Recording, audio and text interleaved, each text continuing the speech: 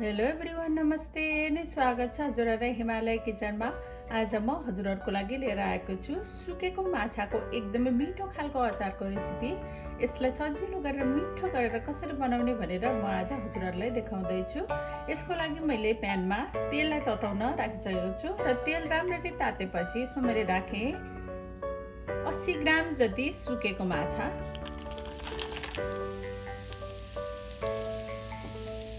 अब यसलाई चाहिँ रातो हुने बेलासम्म यो तेलमा फ्राई गर्नुपर्छ। दुवैतर्फ फर्काउँदै यसलाई रातो हुने बेलासम्म यसलाई पकाउनुपर्छ।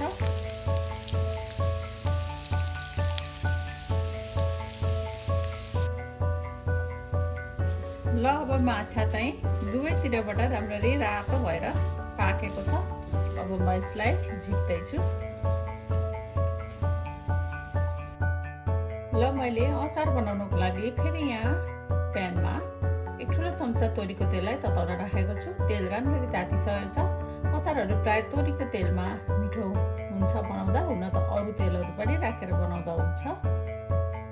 र तेल तातेपछि मैले यसमा पुरा 1/4 चम्चा मेथी,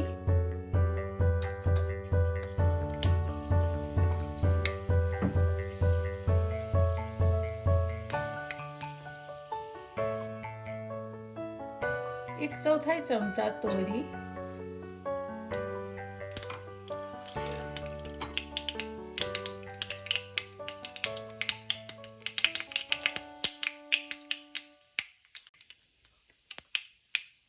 त्यसै गरी मैले राखेँ एउटा रातो सुकेको खुर्सानी र 2टा हरियो खुर्सानी।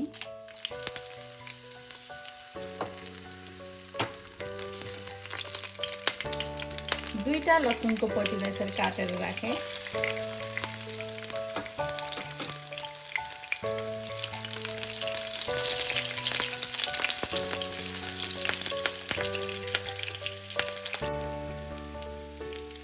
मैले राखेँ एउटा मिडियम साइजको प्याज,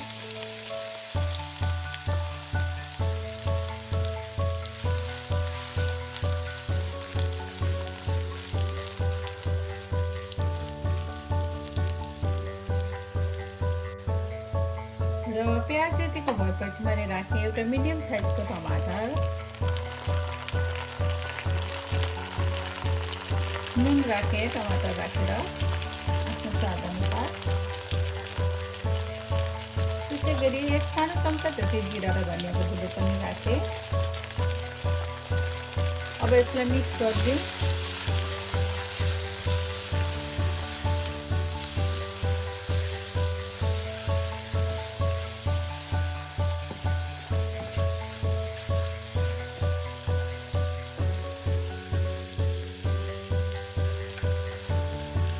मैले राखेँ 1/4 चम्चा बेसार,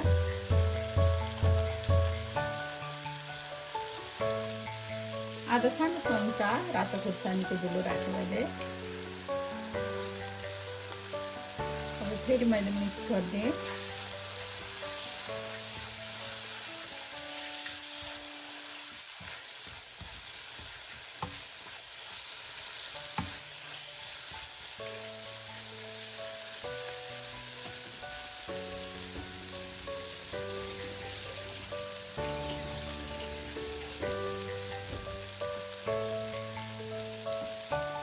अब एक ठुलो चम्चा जति पानी राखेँ मैले।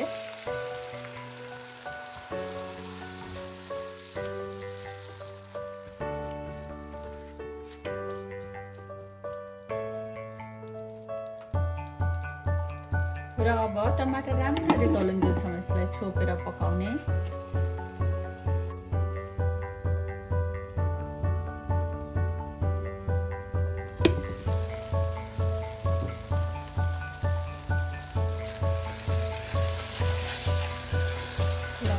टमाटर पनि एकदम राम्ररी गलिसकेको छ।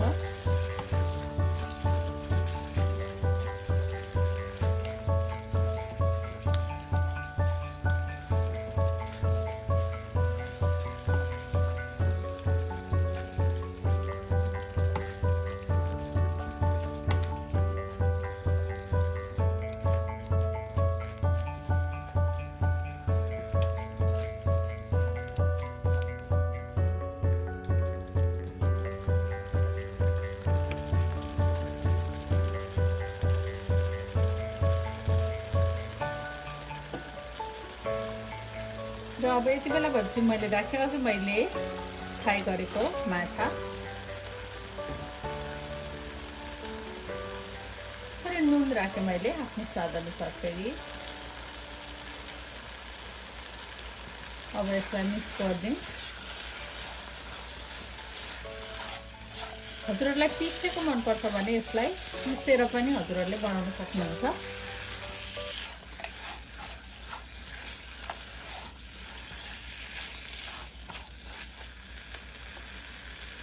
र मैले यसमा राखेँ सानो चम्चा जति कागतीको रस। अमिलो धेरै मनपर्छ भने अलिकति धेरै राख्न सक्नुहुन्छ हजुरले। मैले टमाटर पनि राखेको भएर अलिकति थोरै अमिलो राखेको हुँ।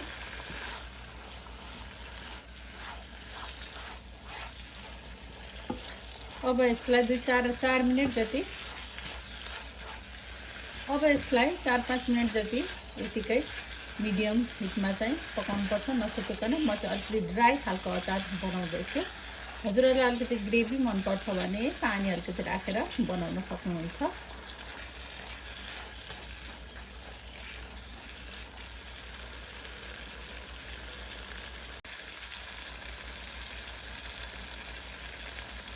र अब यति बेला भएपछि मैले राखेँ केही काटेको पुदिनाको पत्ताहरू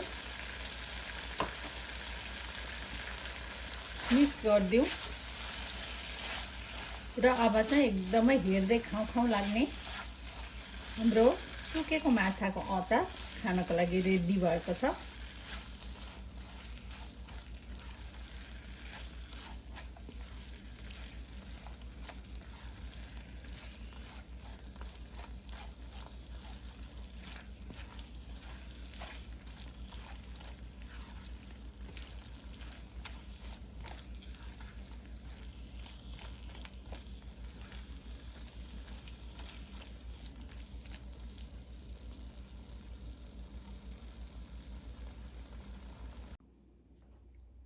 एकदमै मिठो सुकेको माछाको अचार चाहिँ अब बनेर खानको लागि रेडी भएको छ। हजुरहरू पनि यसै गरी सुकेको माछाको अचार बनाएर खानलाई अवश्य पनि ट्राई गर्नु होला। एकदमै मिठो हुन्छ, छिटो पनि हुन्छ यसरी बनाउँदा। हस् त यो मिठो सुकेको माछाको अचारको रेसिपी हजुरहरूलाई राम्रो लाग्यो भने हाम्रो भिडियोलाई लाइक, कमेन्ट, सेयर गरिदिनु होला। यस्तै रेसिपीहरूको लागि हाम्रो च्यानललाई सब्स्क्राइब पनि गरिदिनु होला। सब्स्क्राइब गरिसकेपछि नजिकै रहेको नोटिफिकेसन बेललाई पनि अवश्य पनि क्लिक गरिदिनु होला। फेरि पनि यस्तै मिठो परिकारको रेसिपी लिएर आउने नै छु। हाम्रो भिडियो हेरिदिनु भएकोमा